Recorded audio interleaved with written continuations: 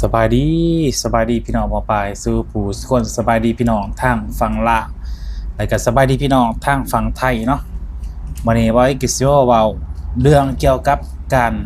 เฮ็ดบัตรแรงงานของสัญชาติลาวเนาะพี่น้องเนาะว่าบาวิดเฮ็ด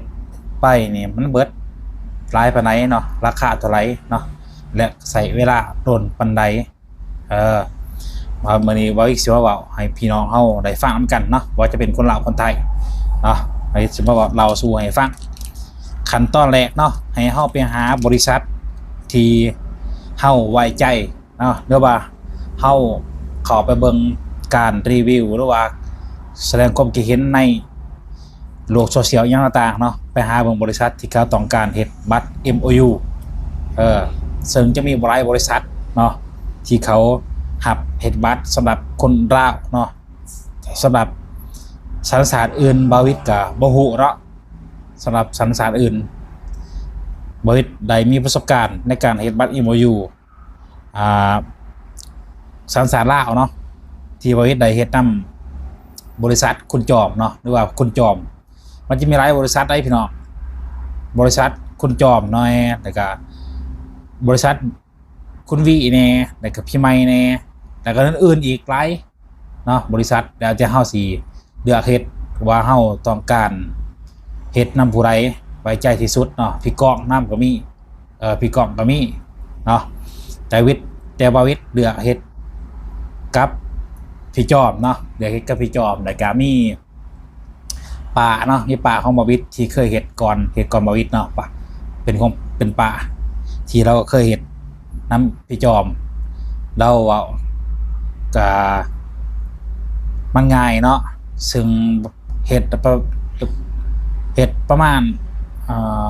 4-5 เดือนเราไหลเนาะประมาณ4 เดือนเราไหลปลาผู้เห็ดน้ำคุณจอมหรือว่าน้ำพี่จอมประมาณ4 เดือนเนาะบาวิก็เลยตัดสินใจเฮ็ดเบิงเนาะตัดสินใจเฮ็ดเบิงขั้นตอนแรกแล้วก็เขาก็โทรไปขอคำแนะนำจากเขาเนาะเขาก็แอดไลน์มาเอาหรือว่าเฮาแอดไลน์มาให้เขาเนาะซึ่งในหน่วยงานของเขาจะมีหลายคนแหละติดต่อหรือว่าพูดคุยกันในไลน์ผ่านไลน์เนาะพูดคุยกันตามที่เขาตกลงกันเนาะแต่ราคาตอนนี้มันเพิ่มขึ้นราคาตอนนั้นก็ยังคือเก่าเพราะท่านเพิ่มขึ้นเนาะตอนนั้นเนาะที่โออิทเคยเห็นก็คือมันมี2 ราคาให้เลือกเนาะ2 ราคาให้เลือกราคาที่1คือไปหับบัตรได้กลับเลยเนาะราคาที่2ก็คือไปขามวิลาน้องค่ายเลยพี่น้องคือกันเนี่ยไปขามวิลาน้องค่ายเนี่ยครับไปนอนอยู่เวียงจันทร์คืน1 คืนแล้วก็จะพาไปเที่ยวไปปาร์ตี้ไปสังสรรค์ไปนอนโฮงแฮมเนาะ1 คืนตื่นเช้ามาก็คือเดินทางเข้ามาประเทศไทยเอาบัตรแล้วก็เข้ามาในกรุงเทพเลยเนาะประมาณนั้นพี่น้องซึ่งแอดไลน์มาเขาเนาะเขาก็จะให้คำแนะนำบอกราคาเฮาแล้วเฮาจะเลือกปู1 หรือ 2เนาะเลือกเอาปุ๊บเขาก็จะขอพาสปอร์ตเนาะพาสปอร์ตของเฮาเลือกแล้วก็เฮาไปส่งพาสปอร์ตให้เขาเนาะพาสปอร์ตส่งให้เขาฝากไปรษณีย์ฝากยังไงแล้วแต่ให้เพิ่นไปหาเขาฝากให้เขาพาสปอร์ตของเฮาพาสปอร์ตของเฮาฝากไปให้เขาได้ก็เขาก็จะแอดไลน์มาเฮานะอีกเนาะแท็กทางมาหาทางไลน์เนาะให้เฮานี่มัดจำ 1,000 บาทเนาะมัดจำ 1,000 บาทที่จะเขาก็จะเดิมเฮ็ดเอกสารอย่างต่างๆนะการดำเนินการของเขาเนาะมัดจำ 1,000 บาทเฮาเลือกเอาราคาที่1มันจะมีอยู่ 11,500บาวิเทศนะ 11,500เนาะตอนนี้ก็คือราคาเดียวจะบ่ได้ราคาเก่าเด้อราคาที่2ก็คือ 12,500เนาะตัวค้างคืน 1,000 บาทค้างคืนบ่เพิ่มนะเป็น 12,500บริเทศ 11,500เนาะมาจำให้เขา 1,000 บาทมาจำแต่กาเขาจะบอกว่ารอประมาณ1 เดือนเนาะจากนั้นบ่ถึง1 เดือนนะเขาก็แซดมาเนาะเขาก็แซดมาประมาณ15 วันเขาแซดมาเนาะ เขาจะให้จ่ายเงินรอบที่สองก็คือ5,000เนาะจ่าย5,000เนี่ยประมาณไหนรอบที่สองเขาจะบอกอีกว่าหลังจากจ่ายเงินรอบที่สองไปแล้วรอถ่ายอีกประมาณ2 เดือนเนาะหรือว่าเดือนปลายเนี่ย45 วันเขาบอกว่า45 วันเนาะหลังจ่ายเงินรอบสองไป45 วันแต่บาวิดบ่ฮอด45 วันเนาะจะไหลอยู่ประมาณเดือนปลายน้อยหนึ่งเนี่ยประมาณเดือน10 วัน20 วันประมาณนี้เนาะเขาก็ติดต่อมาจ่ายเงินงวดที่3เนาะประมาณเท่าไหร่5,000ประมาณเนี่ย5,000รอบที่1 1,000รอบที่2 5,500รอบที่3มา5,000เนาะก็จะเป็น6,00011,500จ่ายเข้าไปรอบสุดท้ายก็คือรอถ่ายอีกประมาณ10 ปลายวันเนาะเขาจะแจกมาว่าเขาจะแจกมาว่าเฮาไปหาบัตรมือไรนะส่วนว่าไปวันที่18คือไปวันที่18เนาะก็จะแจกโดนหนาประมาณ2-3 อาทิตย์เนาะเขาจะแจกตอนเฮาจ่ายเงินรอบที่3เนาะรอบที่3เขาจ่ายเงินเขาจะแจกมือไปหาบัตรเลยบัดนี้ในการไปหาบัตรเขาจะระบุซัดก็คือกันเนาะคือวิทย์ไปน้ำพี่จอมเนี่ยแล้วพี่จอมเข้าหายไปขึ้นรถอยู่ที่มอสิตเนาะไปขึ้นรถอยู่ที่มอสิตเฮาก็จะเดินทางไปมอสิตเองเสียค่าแท็กซี่ประมาณหลายร้อยเกือบไปเนาะ300กว่าเนาะ350ประมาณบาวิดจ่ายค่าแท็กซี่ไปหาเขาเนาะไปลงอยู่มอสิตก็คือรอถ่ายอยู่มอสิตเนาะกว่าที่พนักงานของคุณจอมจะมาเนาะมาอะไรเขาก็จะบอกประกาศให้แอดไลน์เนาะหรือว่าไปแจ้งซื้อบริษัทกับเขาจะขอจะแจกหนังสือให้แจกป้ายของข้อให้เนาะป้ายของข้อเขาจะมีหลายสีเนาะมันจะมีคนเดินทางกลับแล้วก็ค้างคืนเนี่ยว่าปนกันไปต่อทมิตหลังจากนะครับป้ายของข้อแล้วก็มีหนังสือแล้วเนาะเขาก็จะไปขึ้นรถเขาจะตรวจ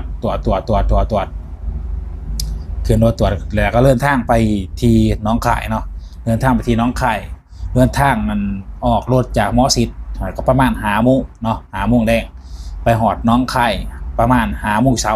เนาะ5 โมงเช้าไปหอดน้องข่ายก็คือเขาร้านเลยคนมาหลายบัตรเขาจะไปจำพาสปอร์ตนั่นแหละจำพาสปอร์ตก็จะให้เขาตอนอยู่มอสิตเนาะพาสปอร์ตก็ต้องซื้ออื่นให้เขาอยู่มอสิตแต่การเขาไปจับอยู่ต่อหม้อฟังน้องข่ายเนาะจำปุ๊บแล้วเขาไปเดินย่างเข้าไปนะจะข้ามไปที่ฟังเล่านะไปรอขึ้นรถเขาจะเก็บพาสปอร์ตอีกครั้งหนึ่งอยู่ฮะเก็บพาสปอร์ตก็เวลาเขาตีออกจากประเทศไทยเนี่ยเนาะเก็บพาสปอร์ตก็ข้ามไปฟังเล่าเขาไม่มียังหรอกพี่น้องไปซื้อเครื่องซื้อของไปซื้อสินก๋วยเตี๋ยวซื้อเบียร์ซื้อยังกระแตเนาะสินค้าเล่าที่คนละเขาจะกินนะบ่ได้กินล้นเนาะเขาไปซื้อในฝั่งลาวใกล้ๆกับด้านเนี่ยพี่น้องติดกับร้านเลยเขาขายแบบฝากซื้อเครื่องเวลา20 นาทีเนาะกับเขากลับมาคือกลับมาเรียนแถวกันเขาจะแจกมีเขาจีมีน้ำเมียงหายแจกให้เฮานะแต่เขาใจพาสปอร์ตเขาคือในพาสปอร์ตเขาจะจำตาลาวเรียบร้อยเนาะเขาจะย้ายพาสปอร์ตเขาขึ้นอยู่ฝั่งลาวหลังจากนั้นก็ขึ้นรถขามาฝั่งไทยหลังจากซื้อเครื่องซื้อของเนี่ยเครื่องก็ลงจากรถเนาะแล้วก็ข้ามมาฝั่งไทยตรงในล่อแถวยาวอีดีแนวโคมลายเนาะคอยยับเขากว่าสิหอดบอลปั๊มลายมือเขามาประเทศไทยนะเนาะคนมันไหลปั๊มนะปุ๊บก็ออกมาเขาก็จะเอาขึ้นรถเลยขึ้นรถตู้เนาะทากันบ่ไรไปหลายคนนะพูดเมื่อทากูบ่ไรก็คือเข้าขึ้นรถตู้เลยแล้วเขาก็จะรถตู้เตรียมปุ๊บก็จะขี่ออกไปเลยออกไปอยู่ที่โอท็อปป่ะยูโอท็อปเนาะโอท็อปน้องข่ายตามแบบกับบนหายใจเนาะกับยูโอท็อปน้องข่ายมองเขาออกบัตรให้เลยพี่น้องมาเต็มยอนเบิร์ดเนาะเต็มยอนเบิร์ดก็ล่อถาบัตรนี่กินเขากินน้ำล่อถาขึ้นไปขึ้นไปอย่างไรขึ้นไปเอาน้องซื้อตัวนี้ไปเยินเขานะเอาหนังซื้อเขาเอาไปเยินเขาแล้วเขาจะมีป้ายของข้อให้ มีสีนั่นสีนี่นะหลายอย่างเนาะไปแจ้งซื้อบริษัทเอามาซื้อเงินให้เขามาเข้ากับบอยรอถ่าล้นพี่น้องบาวิถือรอบสุดท้ายก็คือประมาณเกือบ4 โมงเนาะเกือบ4 โมงก็อะไรขึ้นไปครับจะขึ้นไปโอพมเฮาแรงงานต่างลาวโอพมได้กาขึ้นไปโอพมตอนนั้นเขาจะขึ้นไปหลังจากโอพมแล้วนะโอพมเกี่ยวกับการงานในประเทศไทยเนี่ยเนาะเกี่ยวกับงานประเทศไทยหรือว่าน่าจะเอาเปรียบบอหรือว่าเห็นงานมือผักบอหลังจากเห็นงานบวงเวลาบอมีโอทีมีสวัสดิการอย่างต่างมีสวัสดิการการเก็บการเป็นในหนาที่การงานอย่างนะหลายอย่างเนาะประมาณ1 ชั่วโมงอยู่นะเขาอบรมหลังจากออกมาแล้วเขาก็เอิญเขาไปหับบัตรเขาจะเอิญเป็นบุคคลหรือว่าเป็นบริษัทเนาะที่เขาต้องซื้อที่เขาเงินไปเขาจะเอิญตามนั้นเนาะเขาก็ครับเวลาเขาเอิญเขาไปตอนนั้นบ่ต้องเฮ็ดอย่างไรได้บางคนก็หายเขาเนาะถ้าเขาบ่พร้อมนะเขาไปต้องมีเพื่อเขาจะแคปจอเลยเก็บเอาหูเขาล่าสุดเนาะเขาไปสัมผัสเขาจะถามว่าซื้อยังนามสกุลยังเนาะถามตรงก็แคปภาพเลยภาพในปัจจุบันนะออกมาเฮ็ดบัตรก็คือแล้วก็ออกมาเลยเนาะขึ้นจากนั้นเขากับหลังจากเอาผมเฮ็ดบัตรเดี๋ยวเขาลงมาด้านล่างเนาะถ่ายเวลาประมาณ10 นาทีแล้วเขาบัตรออกให้เรียบร้อยบัตรบาวิดหน้าตาเขาจะประมาณนี้นะเพื่อนเนาะหน้าตาบัตรก็จะประมาณหน้าตาบัตรแรงงานเนาะข้างหลังประมาณข้างหลังเนาะประมาณนี้พี่น้องบัตรแรงงานมีเท่านี้แหละมีบัตรเดียวมีเท่านี้หลังจากเข้าไรบัตรมาแล้วเขาก็เดินทางเขามากลับมากรุงเทพขึ้นเนาะขึ้นรถยนต์ประมาณ5 โมงแรงหอดหมอชิดประมาณตี 3 ตี 4ประมาณนี้เนี่ยตี 3 ตี 4ก็สิเกะเนาะประมาณนี้พี่น้องกับเบิร์ดใส่รายจ่ายอยู่ประมาณบาวิดใส่คาบัตราคาบัตรมีแต่ 11,500 เนาะแล้วก็5 บวกการซื้อยูซื้อกินไปกับไปมาค่ารถค่าลาดเนาะมันก็สิเบิดได้ประมาณ 15,000 16,000 เนาะถ้ากินลายซื้อลายตอนไปเนาะแต่ว่าค่าบัตรก็มีแต่11,500 คือว่าส่วนพวกที่เข้าไปเที่ยวกับต่างหากเนาะเขาจะแยกกันไปตอนข้ามไปฝั่งลาวเนาะเขาแยกกัน